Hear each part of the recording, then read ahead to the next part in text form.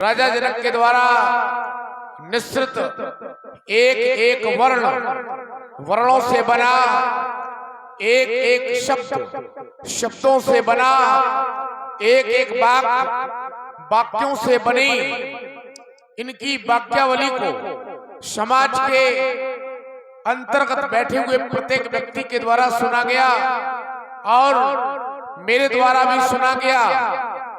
मैं विचार कर रहा था राजा जनक के द्वारा इन अपमान भरे शब्दों की वाक्यावली को खड़े होकर के रोक दूं, टोक दूं, स्तब्ध कर दूं, अवरोधक बन जाऊं। लेकिन मैं विचार करता जिस समाज में ज्येष्ठ बैठे हों, श्रेष्ठ बैठे हों, अग्रज बैठे हों, उस समाज में छोटों को बोलने का अधिकार नहीं। इसलिए मैं शांत रह जाता, बार बार विचार करके भी मैं बोलने का दुस्साहस करने के बाद भी शांत हो जाता।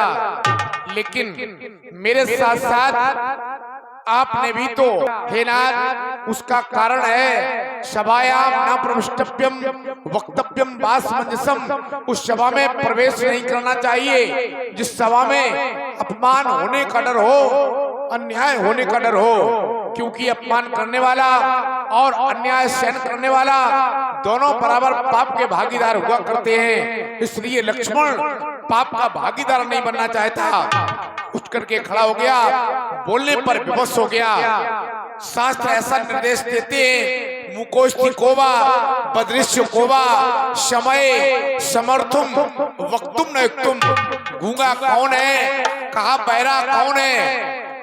शास्त्र ने बताया ऐसे अपमान भरे शब्दों को भी सुन करके अनसुना कर दे वही तो बहरा है। और ऐसे शब्दों का जो प्रति उत्तर ना कर सके, कोई उत्तर ना दे सके, शांत बैठा रहे, वही गूंगा है। लक्ष्मण न तो गूंगा है न बहरा है, प्रति उत्तर करना जानता है। इसलिए उठ करके खड़ा हो गया, बोलने पर विवश हो गया।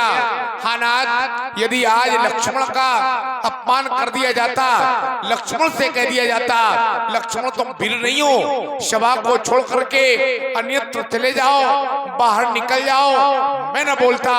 आज कह दिया जाता लक्ष्मण योग्य नहीं है, बाहर निकल जाओ, मैं न बोलता।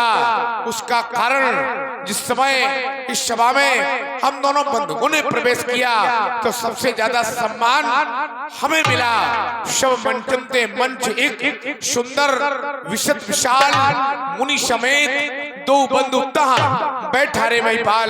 जब सम्मान का अमृत पीने वाले हम दोनों बंधु हैं तो ये अपमान का जहर समस्त क्षत्रिय जात के साथ साथ माँ वसुंधरा को क्यों पिलाया जा रहा है? इसलिए माँ वसुंधरा का लाल उठ करके खड़ा हो गया, बोलने पर विवश हो गया। कहां तक बताए नाथ, सुने राम रघुवंश मणि रघुनंदन रघुवीर, इन महान अपमान ने मुझको किया धीर। बैठे राज समाज में ये जज्जस कहात बदे तत्तस राघव दास की फरक सिगरी दे। मिथिलात पद के वचन सुन, ये हृदय विदीर्ण हो मैं कैसे कह सकता हूँ। प्रभु को देख रघुवीर राम जी के होते अंत पानी के डाली है, ये शब्द हृदय में चुपते हैं, पृथ्वी वीरों से खाली है। मेरा स्वभाव तो ऐसा है, अपमान न मुझे गवारा है कृपा प्रभु के चरणों की, बल और प्रताप तुम्हारा है। अरे जनक तुमने कहे जो बैठ, जनक तुमने कहे जो बैठ, वो दिल पर तीर बने बैठे हैं, आज चेहरे को फाड़ बैठे, कलेजा चीर बैठे हैं। अरे रही जो जानकी कुंवारी, रही जो जानकी कुंवारी, हमें क्या दुख नहीं इसका, मगर क्या करूं सामने रघुवीर बैठे हैं। अभी तलवार चल जाती जो न होते रघुवर, क्योंकि हजारों वीर लिए नंगी शमशीर बैठे हैं। करूं यदि रक्षकों का अभी कौतुक सा हो जाए, मगर इसमें भी भय है कहीं धर्म के खंभे रह जाएं। वीर का कैसा होता भेष तुम नहीं समझ सके मिथिलेश, सच्चे योद्धा सच्चे छत्री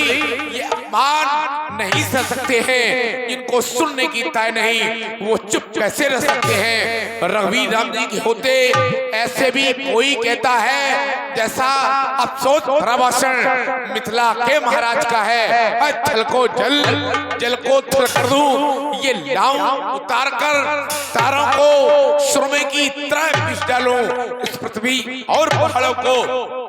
फिर धनुष प्राणा किस्सा पिटा किनके साथ किस गिनती में है, सैकड़ों कोष ले दलूं इतना तो बल उंगली में है। रघुवंश जय को होई तेई समान अस कह न कोई, कही जनक जस अनुचित वाणी विद्यमान रघुकुल मन जानी। सुनो मान कुल पंकज भानु कहूं स्वभाव न कछु अभिमानु, जो तुम्हार अनुशासन पावो तो कंदक यो ब्रह्मांड उठावो। काचे जिमडारों फोरी शको मेर मुलक जिम तोरी, तो पता मैं भगवाना का बापरो बिना प्राणा नाथ जान अस आए हो तो कोतिक करिए बिलो की सोऊ। कमल नाल जिम चाप चढ़ावो जो जनसत प्रमाण ले धावो। हे नाथ यदि अधियों का संबंध जानकी के प्रण से होता, शपथ प्रभु चरणों की मैं सी क्षण अजगाओं को खंड खंड खंड खंड कर देता। तोरो छत्र दंडजिम तो प्रताप बलनाथ जो न करो रूप शपथ को नर धर्मात कर धरो थन भाग। लखन सको भी बचन जे बोले डगमगाने वही दी गज डोले।